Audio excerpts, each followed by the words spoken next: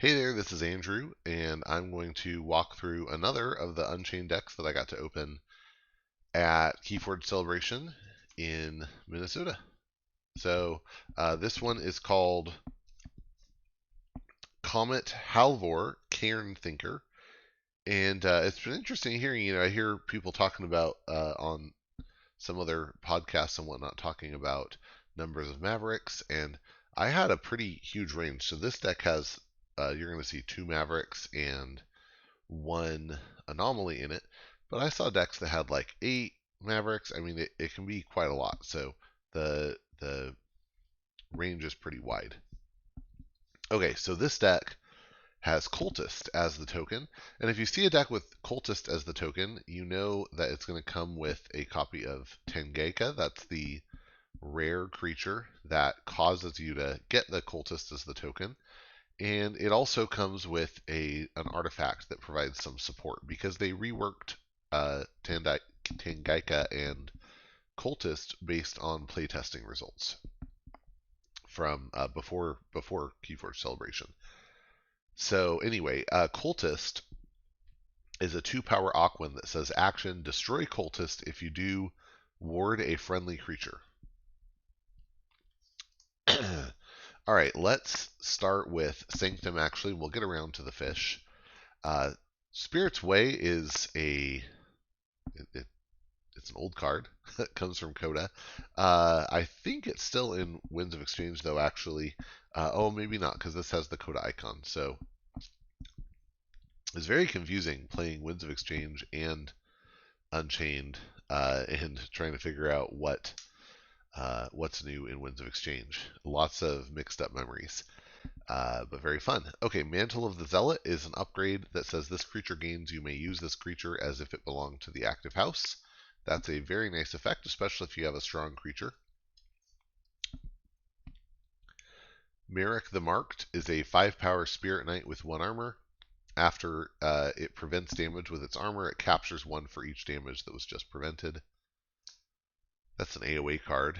Eye of Judgment is also originally an AoE card. It's an artifact with an amber.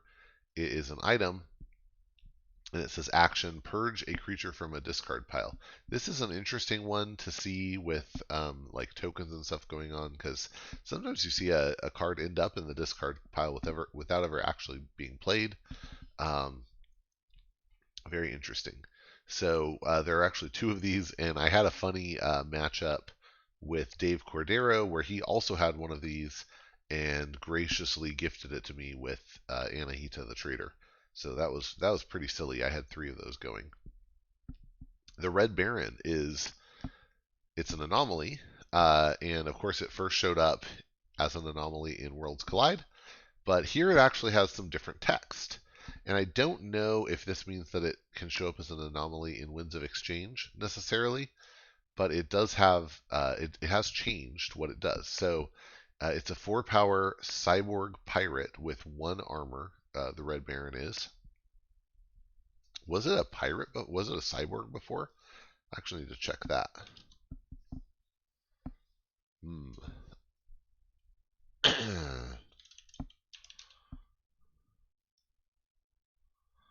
It was a cyborg pirate, and the old text said, "While your red key is forged, the Red Baron gains Reap Steal 1." It still has that exact text, but then the old text said, "While no, really? While your opponent's red key is forged, the Red Baron gains Elusive." Really, it hasn't changed? Oh, uh-oh. False memories here.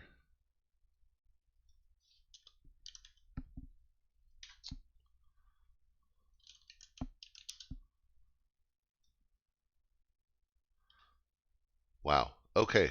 Well, retcon universe confirmed. All right. It didn't change.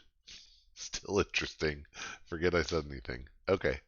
I don't have enough ability to get embarrassed to cut that, so you get to enjoy it. All right. Lightsmith Clariel is back from Dark Tidings. It's a 5-power angel with 2 armor. Before fight, you may switch its power and armor for the remainder of the turn. By the way, interestingly, I don't think there are any cards in that I've seen in Unchained decks that reference the tide. So really seems like the tide is cut. We're going to pretend that never happened. For the most part, heal or harm is an action. When you play it, you choose to either fully heal a creature and gain an amber, or ready and fight with a friendly creature. That's a nice card.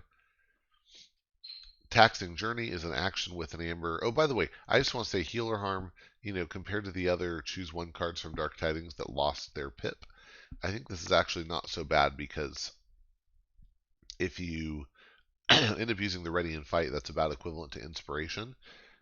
Whereas fully heal, you gain an amber. So you can't take advantage of a reap ability, but you can still get the amber. So I actually think this is one of the less nerfed cards in that genre. Excuse me, in that genre. All right. Taxing Journey is an action with an amber. It says a friendly creature captures one, and each of its neighbors that shares a house with it also captures one. Here's a new card from Winds of Exchange. It's Membership Drive. When you play it, it's an action. When you play it, you make a token creature and you gain one for each friendly token creature. And if you have a board that's going sideways, this can be really strong amber generation. And I like it because it fits in well with the general Sanctum ethos of having bursty amber generation based on board state. Okay, Grey Abbess is a 3-power human monk with 1 armor. When you play her, you make a token creature, and as on a constant basis, each friendly token creature gets +1 armor. This can be hard to remember, but it does make for some interesting scenarios. The Grey Rider is a 2-power human monk with deploy, and play after fight, after reap, you may ready and fight with a neighboring creature. Love to see Grey Rider any time, any day. Okay, now we have General Sherman. And General Sherman is a weird enough card that I don't know if there is an FAQ entry. I think there actually is. But Ghost Galaxy have definitely issued a at least temporary ruling about how this works. It all makes sense, but anyway, General Sherman is a 10-power beast that deals no damage when fighting. But when you play General Sherman, you purge each other creature. And of course, that's now potentially going to include token creatures. So you purge each other creature. If General Sherman leaves play, return to play each creature purged this way, exhausted and under its owner's control. So it's an obvious question. How does this interact with tokens? Well, the way it interacts with tokens is that the actual card itself is purged. So if you have a wild wormhole that was played as a token creature, it is going to get purged, and it gets purged as wild wormhole. So now everybody gets to see what it is. And when it leaves play, or when General Sherman leaves play, that wild wormhole, it can't come back as a creature. So where is it already? It's already purged, so it's going to stay purged. On the other hand, if you had Grey Rider as a token and it gets purged by General Sherman, when General Sherman leaves play, the Grey Rider is going to come into play as Grey Rider instead of as a token, exhausted and under its owner's control. So once again, creatures that get purged by General Sherman come back out as creatures. If they were a token creature, they come out as the actual creature printed on the card. Cards that are not creatures they just stay purged when General Sherman leaves play. All right, Sparkfist is a 2-power Aquan with skirmish, and after fight, stun and exhaust the creature Sparkfist fights. That's a nice card. Wicolia is a 3-power beast that says after reap, keys cost +2 during your opponent's next turn. All right, Primordial Vault is the artifact that I mentioned, comes with Tangaika and Cultist. It's an artifact, it's a location, and it says at the start of your turn, make a cultist. So this is very nice. You're just making one cultist per turn automatically. It has action, destroy 4 cultist creatures. If you do, search your deck and discard pile for Tangaika, reveal it, and add it to your hand, and shuffle your deck. So now spending 4 cultists to bring Tangaika out actually is quite expensive, because you need 4 in play to play Tangaika, so you have to have 8, sacrifice 4 of them, and then you can have a Tangaika come into play. Or you just draw it. But it helps a lot that it is making 1 at the start of every turn. All right, Corrode is back from Dark Tidings into Winds of Exchange. It's a fantastic card. It is an action with an amber that says play, choose one, either destroy an artifact, destroy an upgrade, or destroy a creature with armor. It is a really good card. Illusions of Grandeur is back. It's an action with an amber that says play, choose a house on your opponent's identity card. If your opponent does not choose that house as their active house on their next turn, you gain 3 amber. Sybil Waymare, this is going to be some strong control, I think. It's a 5-power Aquan that says at the start of your opponent's turn, that player discards the top card of their deck and exhausts each creature of that card's house. And I think this is shaping up really nicely into the new sort of brand of Unfathomable disruption and control. Getting to discard the top card of your opponent's deck at the start of every one of their turns, and then exhaust a whole house. Obviously, you don't control which house or what card gets discarded, but it's a really strong effect. Now it's 5 power. Obviously, it can get destroyed, but it's not super easy to destroy. So has some staying power. I think it's a really powerful card. I like it. Okay, here is the fabled Tangaika. It's remember, this is what Primordial Vault and the Cultists are all trying to do, is bring out Tangaika, and it is a 25 power beast. I think that is the highest printed power in the game so far. Effigy can come out at 100, but that is not printed as 100. So this is the highest printed power, 25, and it has 2 amber pips on it as well. And you can't play it unless you control 4 or more cultists. So again, if you're using the Primordial Vault to bring Tangaika into your hand, you probably want at that point have 8 cultists total. So you're spending 4 of them to get the Tangaika to your hand, but you still have 4 to be able to play it. It has Splash Attack 5. Which is very strong, and after it fights, you gain an amber. It's really good. All right, Flounderite is a 3-power Aquan with destroy the creature on your opponent's right flank. That would be to their right. And it always comes with a Celeft. Which one is the actual uncommon card is Celeft, but it'll, I believe, always come with a Flounderite. So Celeft is a 3-power Aquan as well. It says destroy the creature on your opponent's left flank. And yeah, these are fun little cards. Then we have Watch Your Step. Watch Your Step is an action with an amber. It works similarly to Illusions of Grandeur. When you play it, you choose the house on your opponent's identity card, and then if they don't choose that house as their active house during their next turn, Illusions of Grandeur gives you 3 amber. This Watch Your Step makes 2 token creatures and readies them. So interesting that make 2 token creatures and ready them is being treated as the same value as 3 amber. But there it is. And now we have another new card from Winds of Exchange, Yanthe Ghostfin. It's a 3-power Aquan with Elusive. After it reaps, you purge a creature from a discard pile, and if you do, you make a token creature. And this was also nice to have with the Tangaika, a good support to keep printing tokens and stay have some chance of bringing it out. Now, of course, Untamed isn't going to help at all unless we get some Mavericks or something, because Untamed does not have any token generation naturally. Okay, so we'll start off with a couple of Mavericks, both from Logos. The first is Psychic Bug.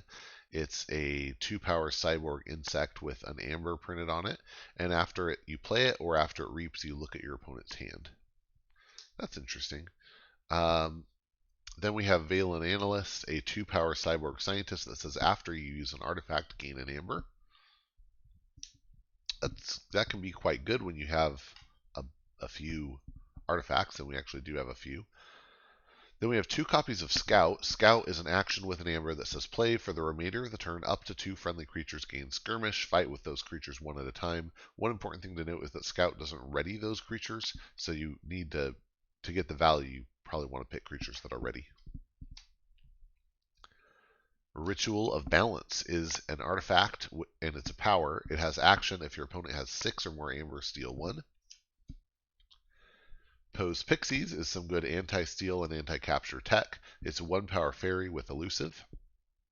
And it says the amber that would be stolen or captured from your pool is taken from the common supply instead, which is, yeah, pretty strong effect. Obviously, it's only a 1-power creature, so likely your opponent will have a way to kill it before they start stealing or capturing, but still a really interesting effect. Bramble Lynx is a 3-power beast with skirmish, and it says if you have used a creature to reap this turn, it enters play ready. And then we have the Fittest, an action with an amber that gives each friendly creature a +1 power counter. Kind of weird putting +1 power counters on tokens, but that's the right thing to do if you have tokens out and you play the Fittest. Then Pismire, I mentioned this in another video. It's a little bit of a letdown in Unchained because you're not going to get a lot of mutants. But it's a 4-power mutant, and it says while there are more friendly mutant creatures than enemy mutant creatures, your opponent's keys cost +2. Of course, if you're playing Unchained, your opponent also probably doesn't have a lot of mutants. Amberfin Shark is a 3-power beast. When you play it, you give it 3 +1 power counters, and at the end of your turn, you remove a +1 power counter from the shark, and if you do, each player gains 1. But if you get it with Ambermancy, you can just play the Ambermancy right away, get the Amber, print it on Ambermancy, and then remove up to 3 +1 power counters from a creature like Amberfin Shark and gain 1 amber for each creature, for each counter removed this way. So that turns into you play these 2 cards, you have 4 amber and a 3-power creature. So not bad if you draw those together. And then lastly, we have Thin the Herd. It's an action with an amber that says play, shuffle the 4 least powerful creatures into their owner's decks. So yeah, overall this was kind of a fun one. Getting the extra Mavericks was cool. Just having stuff mixed up between sets is pretty cool. Although this deck didn't seem overpowered in any way, but it was fun and interesting, and I liked it. So anyway, that was Comet, Hallvor, Caern, Thinker. I hope you enjoyed it, and that you'll get out there and forge some keys.